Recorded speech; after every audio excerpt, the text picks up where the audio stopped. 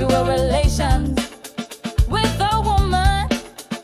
But since sexual immorality is occurring, each man should have sexual relations with his own wife, and each woman with her own husband. The husband should fulfill his marital duty to his wife, and likewise the wife to her husband. The wife does not have authority over her own body, but yields it to her husband. In the same way, the husband does not have authority over his own body, but yields it to his wife.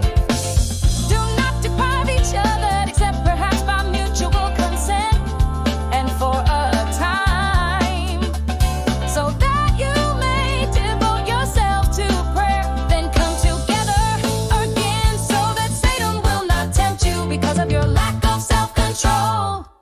I say this as a concession, not as a command.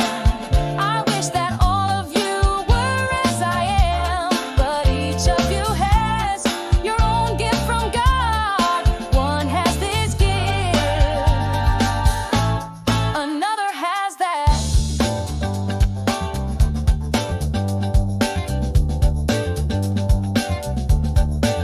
Now to the unmarried and the widows, I say it is good for them to stay unmarried, as I do. But if they cannot control themselves, they should marry, for it is better to marry than to burn with passion.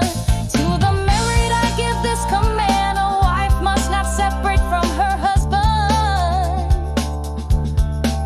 But if she does, she must remain unmarried, or else be reconciled to her husband.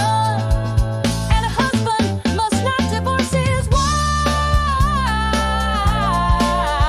To the rest I say this: I'm not the Lord.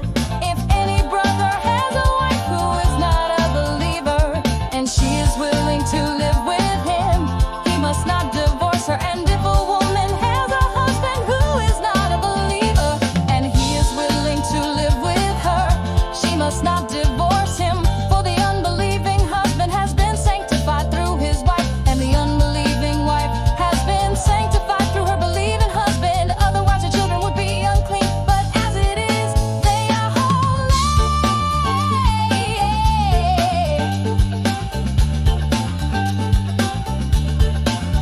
But if the unbeliever leaves, let it be so. The brother or the sister is not bound in such circumstances. God has called us to